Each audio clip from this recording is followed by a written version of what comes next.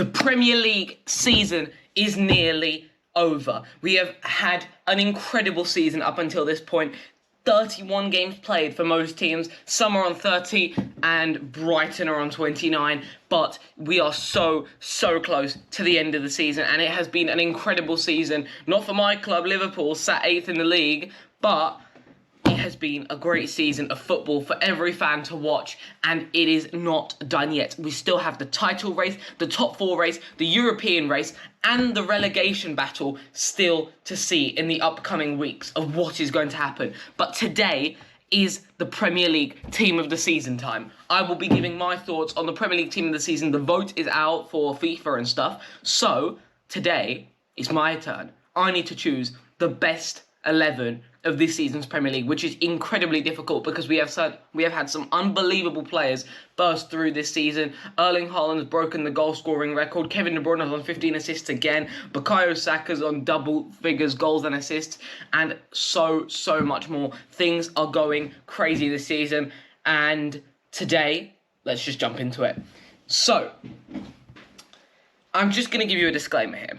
I'm going 4-3-3. And there are 2 players that you could say are slightly out of position, but I put them there just because I had to fit all these players in. So if you see that and he doesn't usually play there, then tough, because that's how I'm going to do it. Because there are just some players that I cannot leave out after the season that they have had. So in goal, this was, I would say, an easy decision, even though you've had very good goalkeepers this season. I mean, if you look at it, David De Gea is on the most clean sheets. Kepa Arrizabalaga has the highest save percentage. But the metric that is most important, in my opinion, is post-shot expected goals. And obviously, we know who's top of that stat. It's my guy. Alisson Becker is going in goal because he is the best goalkeeper in the league, in the world. He is absolutely amazing. He saved 10 more goals than he should have done, than any keeper should have done this season for us. And if you look at our defence, we've been giving away a lot of big chances. I think only Fulham have given away more big chances to other teams this season, and Bernd Leno is also second in this stat. He's been saving us time and time again this season. I think Nick Pope's been good, but of recent, it's dropped off a cliff massively.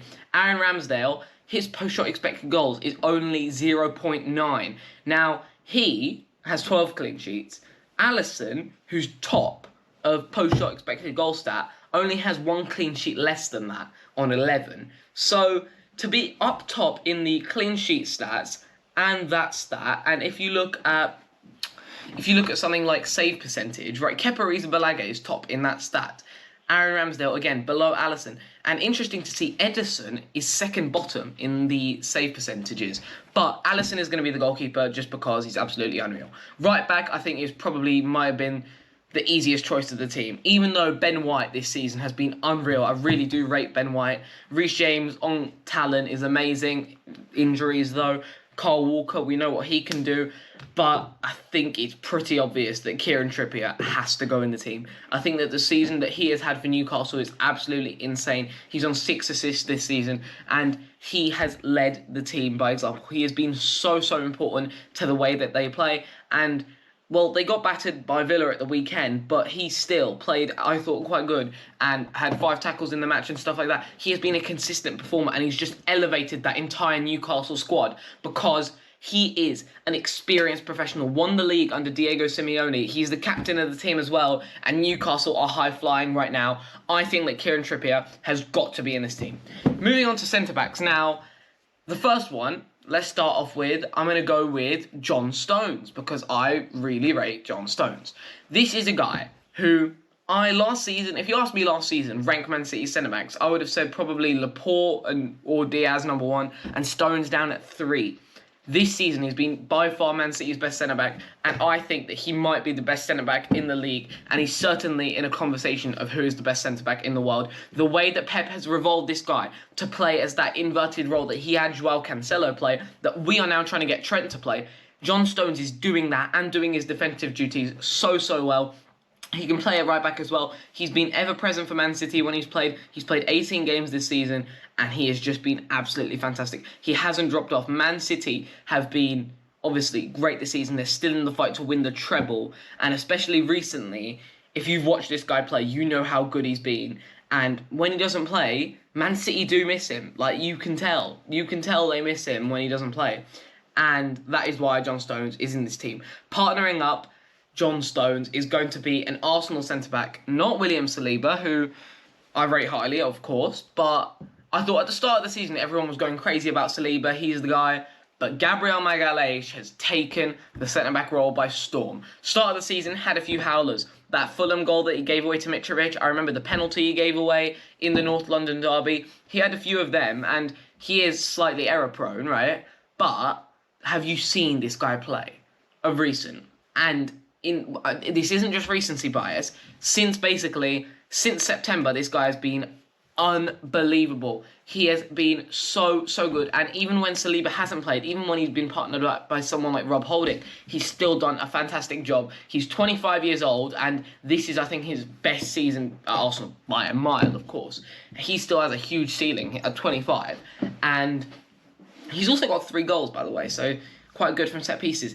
He is, I think, one of the main reasons why Arsenal's defence is very, very good, because Zinchenko, I'm looking at that, not a great defender. So he has to cover. He has to cover for whoever is playing there, and he does play that sort of left-sided centre-back, right? Obviously, sometimes he has Tierney, who's a lot more defensive. But Gabriel Magalhaes this season has been absolutely outstanding, and he is going into that team. Now, at left-back, this is the first one where, out of position slightly, I'm going with Lisandro Martinez, because what this man has done for Manchester United is absolutely insane, because he was brought in, everyone was saying, oh, he's too small to play in the Premier League. He came in, first couple games, he looked a bit shaky, and then since then, he hasn't looked back. He's been absolutely unreal. He's played 27 games for Manchester United this season, and even at like 5'9" or whatever he is, he has been so good. I'm putting him at left back just because I don't have the space. But the way he has transformed that defence of Manchester United, if you have a look at how many goals they conceded last year compared to how many goals they've conceded this year, oh my God, this season they've conceded 37 goals so far. Man United last season conceded 57, right? He has improved that defence so much, and there's been times where he's had to be partnered up with Harry Maguire, and he's even made him at times look slightly better. Obviously, Lisandro Martinez is in this team, and I think he's still got huge potential, given the fact that, I mean, he's 25, so yeah. Midfield, I think that I'm going to get some stick for this because Kevin De Bruyne is not in my midfield 3. He is the top assister of the season, and he is not in my midfield. I rate Kevin De Bruyne so highly. I like him as a player, but this season, there are 3 names that have to be in this team. Casemiro has to be in this team. He is in as that defensive midfielder. Signing of the summer, in my opinion, because he has elevated Manchester United so highly, and you have seen when he is not playing how poor Man United look. He came in to replace the McFred duo, and he's had to play with Fred for half the games, and he still made him look good. Casemiro is a world-class midfielder, in my opinion, the best DM in the world, and what a player he's been for Man United.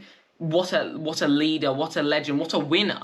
You know, he's won the Champions League on 5 occasions. Crazy.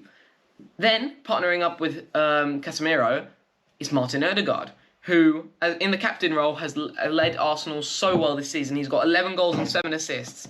Much improvement on last year, where I even rated him very highly last year. I gave him Arsenal's best player of the season last year. This season, he's been unreal. He's been unreal, and at 24 years old, he's just going to keep getting better and better. And the creativity of this guy, you know, he's created 64 chances in the league this year. And what we got from him this year that we haven't had from him in past years is those goals. 11 goals in the league from midfield, and it's exactly what Arteta wants from his front 4. They all buzz around, they all get the similar amount of goals, and Martin Odegaard has been outstanding for Arsenal, and he is in. Now, my other midfielder. Why do you think that Newcastle are sitting in 4th? Have you seen the record of Newcastle without one particular man? One particular man who I rate extremely highly as a player. You know what I'm talking about. Bruno Guimaraes is in my team of the season. This guy is a revelation. He can play that box-to-box role so well. He's on 3 goals, 4 assists. Defensively, he helps out so well. And Newcastle's record without this man is unbelievably bad. He has been so good this season. If you've watched him play, he barely puts a foot wrong, and he's been playing like, you've got to remember, this guy isn't playing with the best players in the world. Newcastle haven't gone and signed the best players in the world just yet. He's playing with Joe Linton, who we called a flop 2 years ago, and Joe Willock, who realistically is meh at best. Bruno Guimaraes is doing an incredible job at Newcastle. I would take him at Liverpool any day of the week, and I think he's absolutely unreal. The Brazilian magician. Now, my front three. On the right, we're going to go with Bukayo Saka. Bukayo Saka, in my opinion, should win Player of the Season. What this guy is doing at his age is insane. He's 21. He's on 12 goals, 10 assists. He has carried Arsenal at times this season, and they are sitting top of the league. This guy is so good. The way his movement on the ball, his pace, he's got 64 chances created as well, so he's a great creator. And look at those numbers. I think that this guy has developed so well this year. Like last season, he had a great season. It was 11-7 for numbers, and he played really well. But this year, he's upped it up a level. It's been unbelievable, and he has torn defenders to shreds. I think there's only been one left back this season that managed to get the better of him, and that was Nathan Ake. Other than that, he has torn everybody a new one. I remember when he played us first half of the season, Andy Robertson had a mare, to be honest, and Bukayo Saka completely destroyed him. He is a revelation of a player. He's still 21. He's still going to get better, and he's in this team. On the left, doesn't play there, but I had to put him in. It's my boy, it's Mo Salah. Because even though this man, I would say, hasn't played well for the majority of the season, if you look at his numbers, which I know is very kind, and I don't judge a player by numbers, that is not what I do, but this man has carried us. Have you seen how poor we are looking? We are in 8th place, and Mohamed Salah, if you look at goal contributions this season, is sat in 4th. Well, yes, he's equal with Ivan Toney, but Ivan Toney's are penalties. If you take Harry Kane's penalties away that they've scored, Mohamed Salah's second highest goal contributions in the league. He has absolutely carried us this season at times, and that is why I just had to fit a space for him. I could have put Marcus Rashford in, but first half of the season it wasn't great, and Man United, yeah, okay, they've done great, but I think Rashford went through a bit of a purple patch, but yeah. Gabriel Martinelli was very close to getting into mine, because I really rate Martinelli, and even someone like Leandro Trossard, who has been unreal since he's come in. And then up front, we've gone for Erling Haaland. I mean, the man's on 32 goals. I don't personally think he's as good as everyone says he is. I think Vinicius Jr. is a better player. I think, if you're comparing him to Mbappe, that's crazy. I think Mbappe is much better. But this season, he has to go in. 32 goals. He's joint with Mohamed Salah. He'll definitely break that record. Probably go up to like 40 or something. He's a goal-scoring machine. Great goal scorer. And yeah, he's probably not a complete player, but as a goal scorer, there's nobody like him. And I think next season, Man City fans will want to see a little bit more. Maybe build-up play, chance creation. Some of that to make him an overall complete player, not just a finisher. But as a finisher, he's elite. And this season, I can't put anybody else in. Surely, everybody knows that Erling Haaland's going to be in. I don't think he's the best player in the league. I don't think he should have been player of the year. But he's in the team of the season. Okay, that is my team of the season. I will see you guys soon. Up the Reds. We play Forest this weekend. We're probably going to lose. And bye-bye.